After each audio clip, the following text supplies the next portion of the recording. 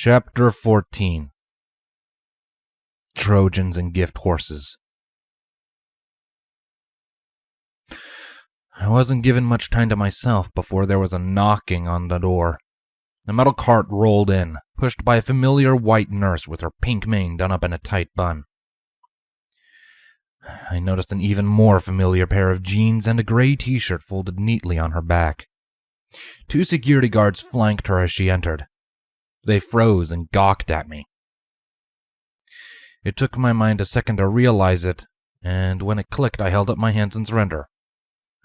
Twilight removed some of my restraints, I swore. It wasn't me. I see, the nurse said cautiously. Her eyes flicked down before training back on me. And the blanket? Rarity, I explained. She seemed to buy it. Well, I suppose that explains why Applejack wanted me to bring you these.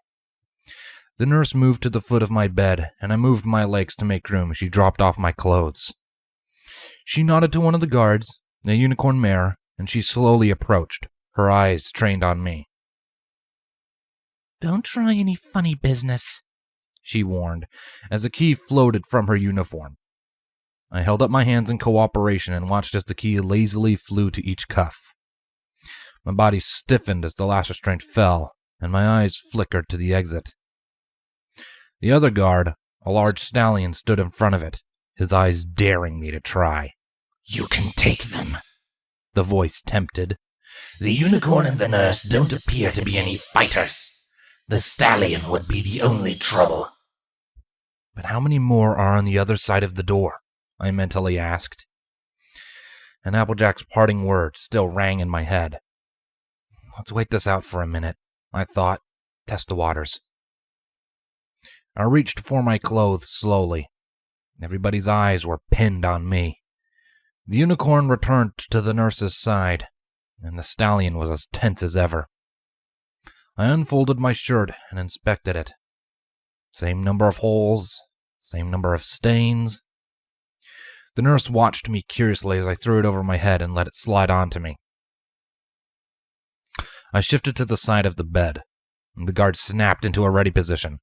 Just standing to put my pants on, I explained, holding up a hand to calm them. They relaxed, albeit slightly. The blanket fell off as I stood up, and I tried to ignore the pony's eyes boring into my back as I slipped my feet into each leg. A content sigh escaped me when I finished. It was nice, feeling less exposed. All right, back on the bed, the stallion ordered.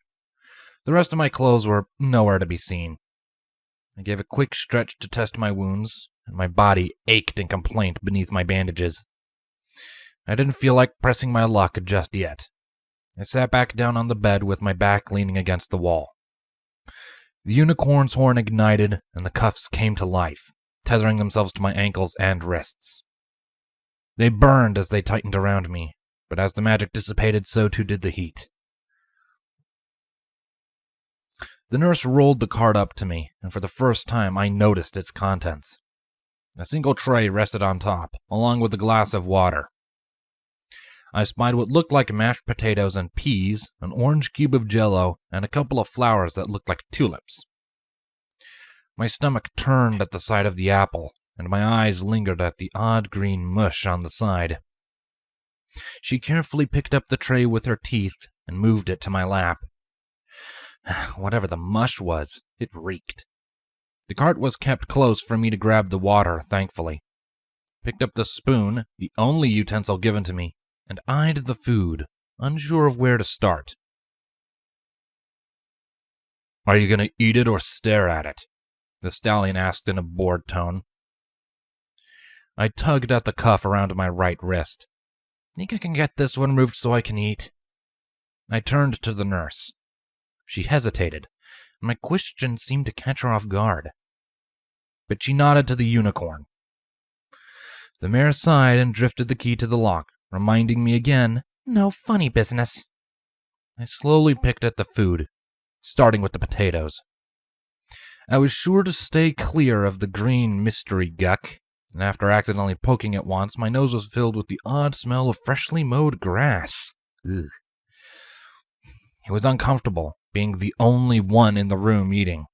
The stallion looked as if he didn't want to be there, his eyes constantly darting between the watch on his fetlock and the door. The nurse gave me the occasional glance as I ate. She had seated herself next to one of the counters and was flipping through a few documents she had procured from one of the drawers. The unicorn was indifferent, sitting in Applejack's chair and making her keys float and dance in the air before her as she rested her head in her hoof. The meal tasted stale, much to my contempt. It felt as if it was missing something. And when my brain figured it out, my stomach grumbled in complaint. All eyes shot to me. I gave an apologetic chuckle. Say, I don't suppose you ponies have any, My voice trailed off as I tried to find a way to tell the herbivores gently. Meat? The nurse offered. I blinked in surprise. I've seen your dental report, She explained, waving a hoof dismissively. It screams omnivore, and you've been picking at your food a lot. I tried making a meal based on that and what you've taken from the apple family. My eyes fell back down to my tray. Something told me that that little detail was going to follow me around for a while. We don't have any meat stocked, The nurse explained. We don't exactly have many patients who eat it often, but we do have the rare occasion. I can place an order for some fish if you'd like. I blinked and turned to face her. Really? I asked, doubt heavy in my voice. She nodded in return. That's oddly kind of you. We received instructions from the princess, The nurse waved off. She wanted to make sure you were comfortable and well fed. Doesn't make sense if you ask me, The unicorn interjected. The keys floated back to her side. Just outside of my reach. Too many eyes. The deal was we patched the beast up and then handed it off to the mayor so she could send it off to a cell until Princess Celestia arrives. It looks fine to me, but now she wants us to keep it here. Why would she change her mind all of a sudden? She shook her head and stared at me skeptically. Something feels off about all of this. I'm not sure, Silver, The nurse admitted. Although I don't think the princess did change her mind. That letter was the only set of instructions sent directly from her. And far be it from us to argue with the princess, the stallion added matter-of-factly. Personally, I'd feel more comfortable with this thing behind bars, too. But if she wants it here, she must have her reasons. He looked over to me and nodded at my tray. You done with that? I glanced at what was left. The flowers laid undisturbed, something I wish I could have been said about the green slop. While the ponies were talking, I tried a spoonful and immediately had to chase it with half the glass of water to keep me from retching. The stallion was the only one to notice, and that was the only time I saw him come close to a smile. Half of the apple wobbled back and forth, mocking me. I had had more apples in the past couple of months than I had had in my whole life up until that point. It was a chore eating as much of it as I did. I could have eaten more, to be honest. But there was nothing left on the tree I could stomach. Yeah, I resigned. I think I am. The nurse picked the tray off my lap and set it back on the cart. I'll see what I can do about ordering some fish for you, she promised. I nodded in thanks.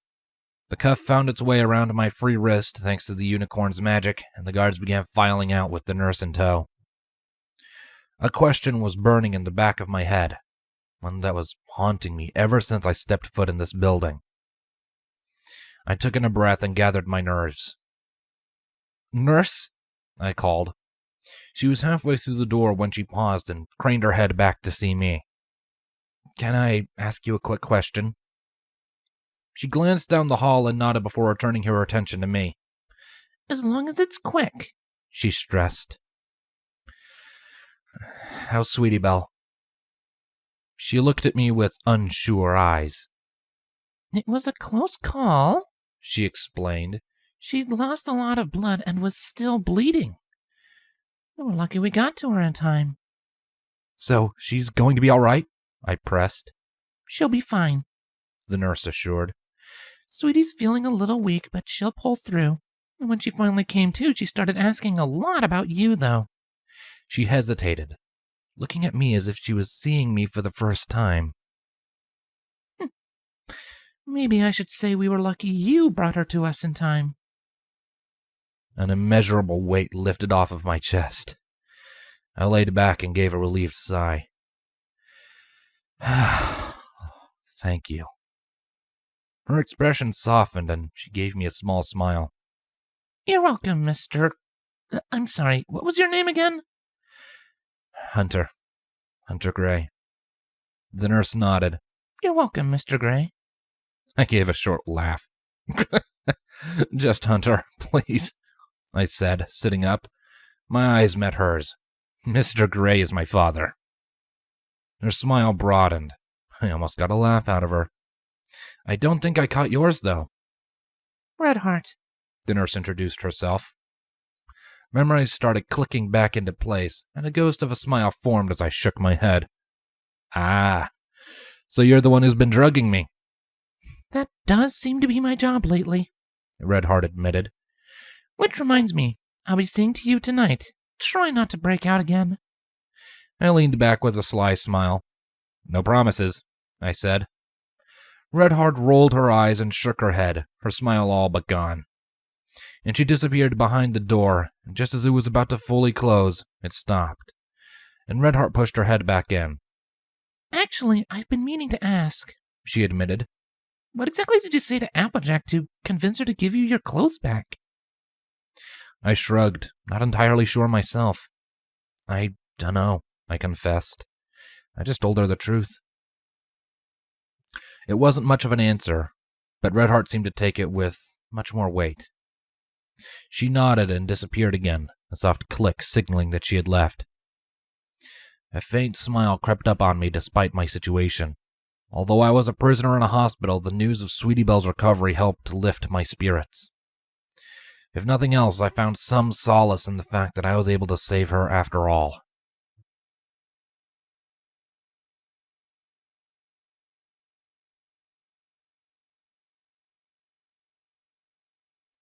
That meal was probably the highlight of my life for the past couple of hours. Well, it was hard to tell how much time had actually passed in the room I was held in.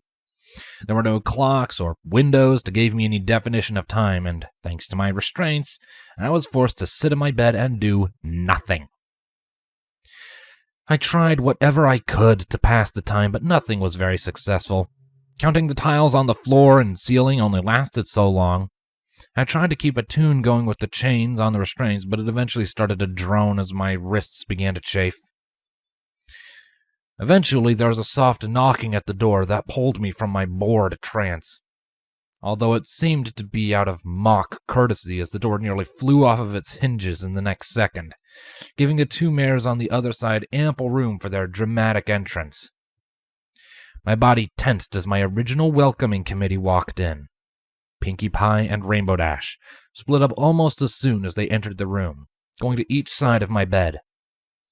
Neither of them spoke a word or so much as looked at me, which only succeeded in making me more uncomfortable.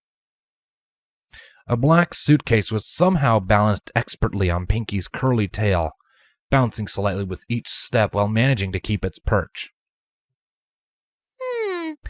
We heard you were being real stubborn lately, Mr. Monster, Pinkie said to my right. You've refused to answer a few questions. We're here to fix that.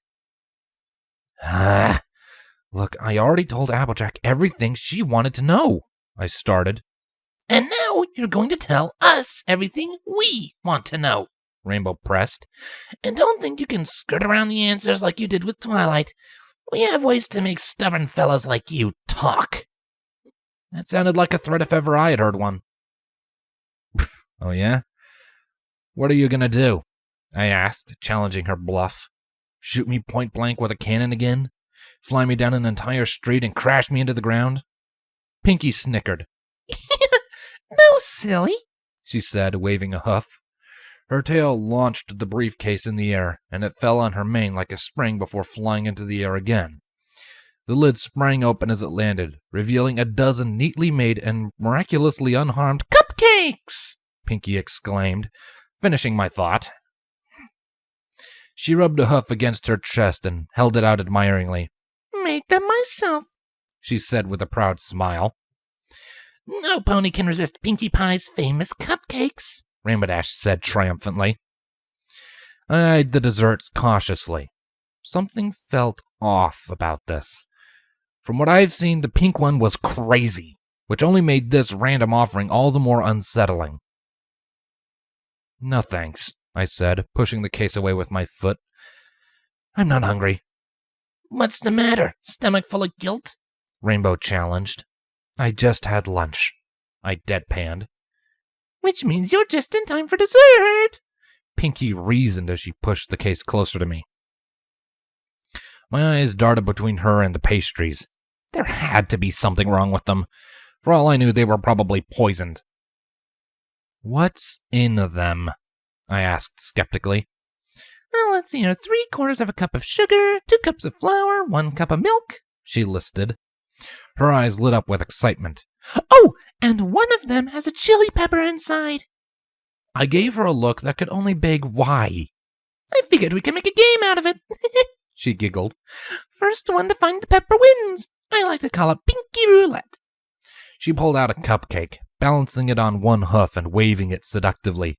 And all these can be yours if you just choose to cooperate, She promised. It took me a second to really process everything, and I eventually shook my head. I'll pass. Pinky shrugged and tore off the cupcake's wrapper in her hoof. Suit yourself, She said as she tossed it in the air. She teetered back on her hind legs and swallowed the cupcake whole. The mirror fell on her back in a fit of giggles until her eyes widened in shock. Her face was quickly turning red as her eyes began to water. Found it. She coughed, and a dark puff of smoke escaped her mouth. I win. She smiled weakly. Rainbow rolled her eyes before slamming her hoof down on the bed to get my attention. All right, spill it, She demanded, pointing a hoof at me. Why are you here? What are your plans? You know, I'm getting real sick of answering that same question, I snapped. I don't know, I said slowly, leaning in for emphasis. I stumbled into this place by accident, no bad intentions. I'm just trying to find my way back. For some pony just trying to find their way back, you sure have been showing your face a lot, Rainbow pointed out, and she nudged my shoulder. So what is it? She demanded. Are you trying to get home, or are you just trying to bug us? I'm not sure if you noticed, but that forest is pretty big, I retaliated. Not to mention there are predators lurking around every other tree. Finding my way around isn't exactly a walk in the park. Then what's the deal with Lyra? Rainbow pressed. She's talking like you're going to be sticking around for a while. A flap of her wings sent her airborne. She tilted back and crossed her forelegs to make it look like she was leaning back. And since we're talking about her, what did you do to Lyra anyway? She's been getting a little fanatical about you lately. I groaned. For the last time, I didn't do anything to her. I'd ask why everybody keeps thinking I brainwashed her, but then I remembered. The culprit who started all of that nonsense is sitting right there. I motioned to Pinkie Pie, who was chugging down a glass of water. She finished her gulp and gave an apologetic grin. Sorry. Couldn't think of any other word that rhymed with dwell at the time, She explained. Deep in the Everfree is where the beast dwells. If you wander too far, you'll fall under its spell. The jingle's still a work in progress. It's really catchy, though. She cut herself off with a gasp. Ooh, want to hear it? She asked with a hopeful smile. No! I exclaimed incredulously. Look, we literally ran into each other and talked, I swore to Rainbow Dash. I didn't put her under my spell or anything like that. Yeah? Well, your friend has been turning a lot of ponies against each other, Rainbow accused. In fact, it's starting to feel like that was your plan all along. Convince a few ponies that you're not so bad, and then when every pony's fighting off each other, you pull the rug out from under all of us. I blinked. For the first time in a while, I couldn't find any words to say. That, I struggled. I couldn't have come up with that even if I tried. You're just making up stuff to pin on me now. Rimbodash floated in closer. Oh yeah, then what is your plan? 'Cause I have a hard time believing you woke up one day and decided to be friendly with every pony. Tell us what your endgame is. She poked her hoof accusingly in my side, right in the soft spot beneath the ribs. My body flinched from the contact, and I struggled to suppress a snort. The reaction didn't even last a second, and even though I quickly recomposed myself, it didn't go unnoticed by the ponies. What the hey was that? Rainbow asked with a weird look. I closed my eyes and grit my teeth, hoping that just with sheer will I could turn back the clock. Oh my gosh, oh my gosh, oh my gosh! Pinky gasped. She hid a smile behind her hooves. Are you ticklish? My blood ran cold at the trick question. I knew what was coming no matter what I answered, and my lack of response only made her giddier, and she stretched out a hoof to pull my friend out of the air and next to her. The two started whispering to each other with their backs facing me. The longer it went on, the deeper my sense of dread became. Rimbodash stole a confused glance at me and turned back to Pinkie Pie, who gave an enthusiastic nod. I could just barely see the corner of a mischievous grin forming on the Pegasus's face before they turned back to whispering. Oh, hell, I thought as I shrank in the bed. I tugged at the cuffs, praying that through some miracle they had suddenly become weaker. And I nearly jumped out of my skin as Pinkie Pie landed on the bed above me. The crazed, happy look in her eyes and her unsettling smile confirmed my fears. I tried to shrink further into the mattress, but there was no hope of escape. Rimbodash floated above me, her hooves failing to stifle a snicker. You know, Mr. Human, Pinkie started in a cheery tone, I think we've been going about this the wrong way. She crouched down like a predator ready to strike. Let's start this over at the beginning. Now, what are your plans with Ponyville?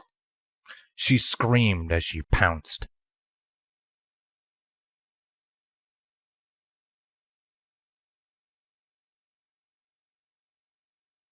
Shut up. We didn't even say anything. My inner voice seethed. You didn't have to. I can feel what you're thinking, I pointed out. The last hour had been a complete waste of time. They kept asking questions that I didn't have the answers to. The only ones I knew, they wouldn't believe me at first when I told the truth. No matter what I said, it led to more and more torture. My jaw and sides were aching from all of the laughing, and my face was still burning from embarrassment. I just can't believe that really happened, I thought. The tickling or the pink one's lunacy? The voice asked apathetically. The tickling, I answered, pulling my body close. Oh, both, really. Their attacks had been relentless. My restraints made it impossible to defend myself. I felt like it stretched on for ages, and they only let up to let me answer or catch my breath. And when they decided they couldn't get the answers they wanted out of me, or they finally got bored, they eventually left, promising to return the next day. I feel violated. Perhaps next time you should just feed them the lies they want to believe, the voice suggested. And what would that accomplish? I asked. Well, for starters, it would prevent another embarrassing moment like what just happened. My inner voice wasn't the happiest about the unorthodox turn of the interrogation. I could feel it burning in the back of my mind the whole time, constantly telling me to pull myself together. Nothing I tried, though, offered any help. I was completely at their mercy, and the voice did not like that. But maybe it had a point. Maybe if I lied, it would make things go smoother for me. But my mind trailed to all the friends I had made. It wouldn't be fair of me to give them up. I knew they were trying their hardest to clear my name. I thought of the progress I had made with the others, with the Foals, with Sweetie Belle, with Applejack even. I could feel that I was making breakthroughs with them. I couldn't afford to throw that away for my own comfort. Some friends they are, the voice remarked. How long have you been here, Hunter? How long have you been locked in this room? Why haven't you heard from them? Shut up. They're trying. They haven't come for you yet, it pointed out. What's the use of thinking they ever will? They aren't allowed near me, I reasoned, but they'll find a way. And what if they already tried? They could have failed. You could be all alone. I stared at the ceiling, trying to ignore the thoughts bombarding my mind. What if it was right? Was I doomed to just stay here until they deemed fit? The princess knew I was here. Surely she would help. But who could have told her you were locked away here? My heart sank. My only chance of salvation rested on Twilight's shoulders, and I doubted she painted me in a good light. Would the princess decide to visit to hear my side of the story? If she did, would she believe me? A sense of dread washed over me. If the princess decided my fate was to rot in a cell, it was possible I might be stuck here forever. I might never make it back home. You could have been home by now, the voice reminded me. You could have been with your family, your real friends. Shut up. Time passed at a crawl. I was officially out of ideas to speed it by. I tried closing my eyes in the hopes of having a decent nap, but sleep was constantly just out of my reach. The best I could manage was a light rest with my head full of thoughts I couldn't escape. Eventually, there was a gentle knocking at the door. A metal cart squeezed in, pushed by Nurse Redheart yet again, and tailed by the same two guards. The meal changed, thankfully. The slop and flowers were replaced with a small pile of corn, and an orange stood in place of the apple. Still no meat, but I was not in the mood to complain. I ate in silence, and the nurse took her old station by the counter as last time. She seemed to have more interest in me. I could feel her eyes boring into me, but I tried to keep mine glued to my meal. The unicorn joined the stallion at his post next to the door. I could hear them talking, but I didn't really care what it was about. And as I picked at my meal, something kept catching my eye. A syringe, filled with a green liquid, resting on the cart. It was close enough to grab if I stretched. Grab it, the voice cooed. Grab it when the nurse moves to take the tray. Hold her hostage, demand a way out. Don't let yourself rot in here. Redheart trotted up to me, almost on cue, but she was dragging her chair along with her. She stopped near the side of my bed and sat down. So, Lyra stopped me today while I was on my lunch break, she said.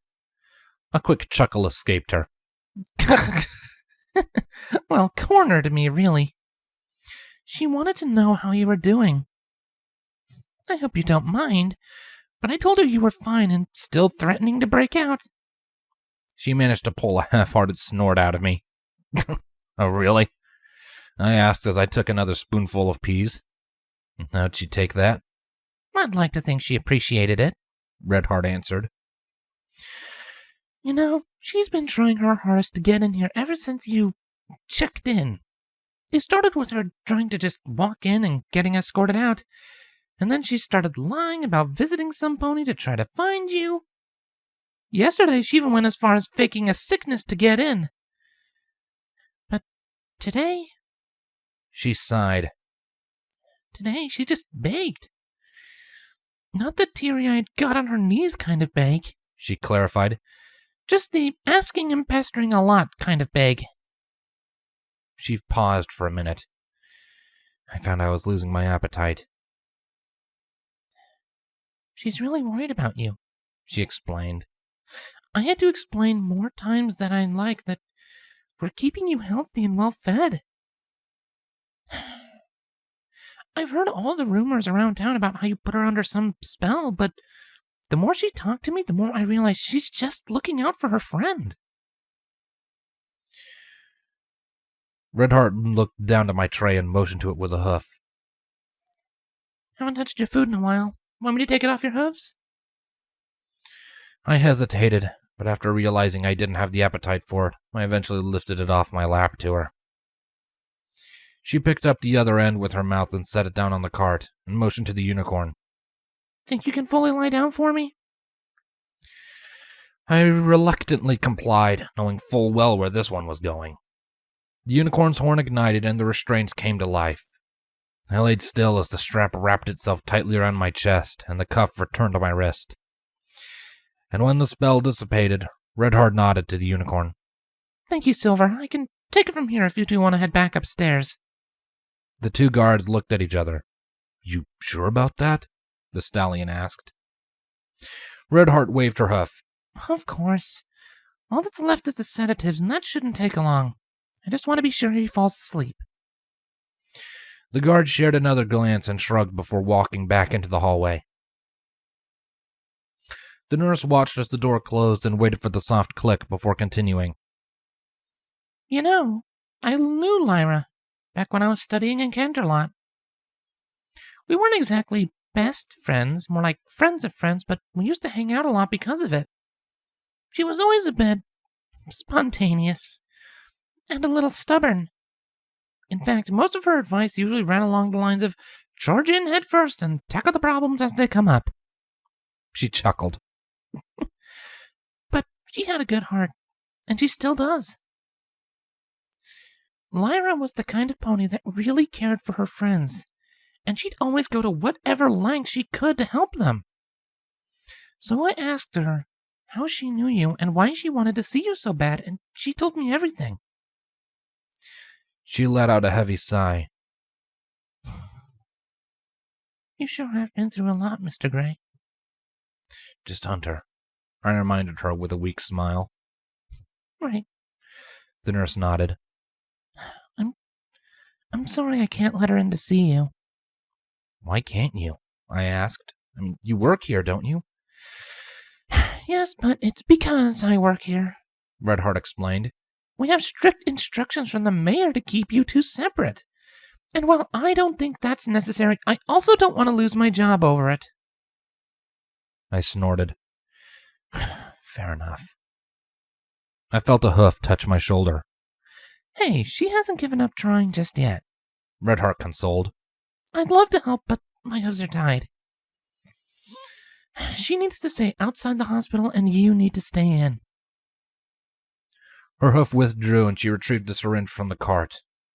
My body locked up as my eyes traced the end of the needle. Let's just get this over with, the nurse said sadly. Think we could skip the drugs for tonight? I asked. She hesitated. Can I trust you'll go to sleep on your own? I gave a relieved sigh and nodded. Yeah, I think I can. Thanks. Redheart smiled again. All right, she said in a soothing tone. Try to get some rest. As she trotted to the door, a thought surfaced in my head. Well, more of a hope. I cut myself off and shook my head. I couldn't think of how to say it. Even though the sound I made was barely audible, it was enough for the mayor to pause and turn to me. Did you need something, Hunter? Well, kind of, I struggled to say. The nurse left her cart and returned to the bed, eyes full of sympathy. Would you trust me enough to let me try? Nurse Redheart, could you do me a small favor?